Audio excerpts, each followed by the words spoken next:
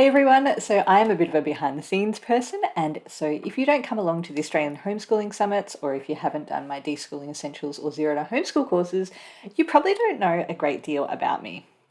But Kylie from the Homeschool Sweet Spot has come up with a great idea and she's dragged me out of my cave. And so today I'm joining a whole bunch of other Australian homeschoolers on YouTube and we're all introducing ourselves. So after you have watched this video, be sure to check out the link to the entire playlist and meet lots of other Aussie homeschoolers here on YouTube. Now, so you can get to know us and our similarities and differences, we are each going to answer the same set of questions. So let's jump into the questions and you can get to know me a little better. Right, number one, when did you start homeschooling and why? So I had my first four children very close. They are 26 months apart, and my fourth was diagnosed with a rather severe syndrome when he was a year old. And we said, you know what, like school is not going to be good for him. School will actually be a total disaster for him. So we will homeschool him. And we actually had no idea what that meant at the time. We thought it would be school at home, but we still thought it would be better for him. And then I looked at my eldest, who was 3, and I had a look at the prep curriculum, and we said, oh, you know what? She actually has all the academic knowledge required by the end of prep, but she won't finish it for 3 years. And we hadn't actually taught her. So, you know, we'd done the reading aloud and singing songs, and we talked about things, and she had just learnt her numbers and her letters from that. So school seemed kind of pointless for her at that point. We could see her getting bored and into trouble just like I did. So we just decided we'd give homeschooling a try for all of them, and none of them have ever been to school. Question 2. How many children do you have and what are their ages currently? So I have 5 children. We ended up having another one a couple of years after the first 4, and they are currently 18, 17, 17, 16, and 13. Number 3, what is your philosophy around home educating and how does this look in a practical sense on a day-to-day basis? So we don't really have a philosophy, we just do what works. So maybe that is actually our philosophy, just do what works.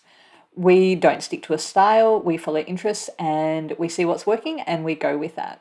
So that has meant that over the years we've dabbled in the classical method, we have borrowed bits of Charlotte Mason and project-based homeschooling, we've done unit studies, and we've been pretty heavily influenced by unschooling.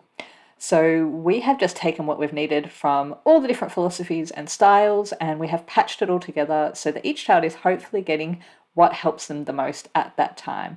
And I will link a free workshop in the description for this video too, because I have put together a workshop explaining how we do that with real life examples. Number 4, do you work or study whilst homeschooling? So yes, I like doing lots of different things and having projects. So I have worked or studied pretty much continuously, but doing quite a few different things. So I ran a cloth nappy and tie-dyeing business from home for years, and then I studied externally and I got my nursing degree, and I started Fearless Homeschool during a break from that. You know, after being exposed again to the world of full-time shift work, I thought, geez, I really need a backup plan so I don't have to do that all the time. So I've worked nursing for a few bursts since I finished the degree, and I also run the Australian Homeschooling Summit each year, and I've recently started a YouTube channel about tie-dyeing, which is more of a fun project at the moment. So yes, in a random hodgepodge, non-traditional way, I have worked or studied virtually the entire time I've been homeschooling, and my husband has done the same thing too. You know, we've done a patchwork of work and study and underemployment, so we can spend lots of time with the kids, we can go traveling, and we can have a very flexible and relaxed lifestyle. Number 5, do you have any formal qualifications related to children or education? No. To be honest, the idea of looking after other people's kids and being surrounded by them every day sounds absolutely awful to me. So no, I've never done anything. I don't think it would have been useful anyway, because from the sounds of it, most of it is based on classroom management and paperwork and, you know, deciphering the curriculum and all that kind of stuff that we don't actually need. So I have just read a lot of books relevant to the stage we're at and the needs that we have. I know lots of amazingly knowledgeable parents like the others in this series. So there's always been someone to discuss problems with or brainstorm or get ideas from. So no formal qualifications, but I don't feel that it's ever been a disadvantage because homeschooling is just so different and we just learn what we need as we go, just like the kids do. Question 6 is, what type of schedule do you keep for your homeschool? So we don't really do schedules. If I have a schedule and I'm meant to do certain things at certain times, then I immediately want to do something completely different. So my personality is very anti-schedule and anti-long-term planning. So we have weekly lists. We do them when we have the time and the inclination. And I'll also link to another video and details of how we do them, because they are very simple and flexible, but very effective, and they don't send my inner rebel into rebellion against our strict schedule. 7, what is your favourite thing about homeschooling? So I tried to narrow this down to one, but I can't. I'm going to do 2. And the first is the relationships we all have. So we're all quite close. We mostly get along pretty well, and I enjoy all of my children. My eldest daughter says we are the Durrells from the My Family and Other Animal series, and I think she's pretty spot on in that, they bicker and they argue, but they're also really good friends and they all help each other out and they do lots of quite strange stuff, so it fits us perfectly. And I will say too, the book though, not the TV series. Don't watch a TV series, read the book. So the second is the flexibility. That's something I absolutely love about homeschooling. So if something doesn't work, we can just try something else. If an interest appears, we can instantly change our plans and follow it. We can take off traveling without asking permission from a school. That is not something that I am temperamentally suited to doing. And we're not stuck to a school schedule and school expectations. So you cannot have child-directed learning at school. They pay lip service to it, but you just can't do it there. But in the meantime, it is just so easy to do at home. We have that flexibility and I absolutely love it. Number 8 is, what is your least favourite thing about homeschooling?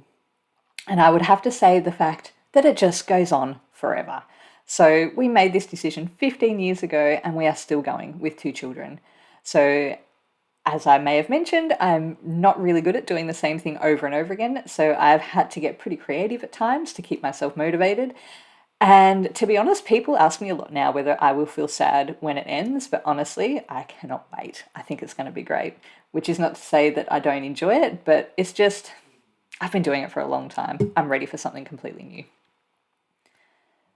Number 9, 3 things you wish you knew when you first started homeschooling. So this may be a bit surprising, but I can't really think of anything. I did have 2 years to prepare before any of my kids actually hit school age, and I spent those reading and experimenting and learning as much as I could. So by the time we were actually meant to start, we were comfortable with what we were doing. We just carried on doing what we were already doing because we already knew that it worked beautifully. And as we've continued, we've just grown with the kids. So we were lucky in that we had a pretty soft start. We didn't have a lot of pressure. We weren't being catapulted out of school and needing to come up with something. We had a lot of time to look into it and work out what we were going to do. And the final question is, one thing you want new homeschoolers to know. Basically, it's that homeschooling works. So you really can ignore the national curriculum and follow interests, and you will end up with a well-rounded and well-educated child, even if what you do looks nothing like school. So basically, if you put the time and effort in, your children will be able to socialise well, they will be able to go to uni and do really well there, they can be great employees, kids can be homeschooled and end up as very awesome adults. So school and education are 2 totally different things, they're completely different things. And so even if you're not a teacher or you're not especially educated yourself, you can provide a great education for your child. If you give them your time and your effort, you can overcome pretty much any obstacle with the resources and the help that's available out there. All right, so that's me done. Don't forget to check out all the videos in the Meet the Teacher series. There will be a link to the playlist in the description box below, along with links to the relevant stuff that I've mentioned in the video. So I hope you've enjoyed it. Head over, check out all the other resources, and happy homeschooling. I'll see you next time I get out of my cave.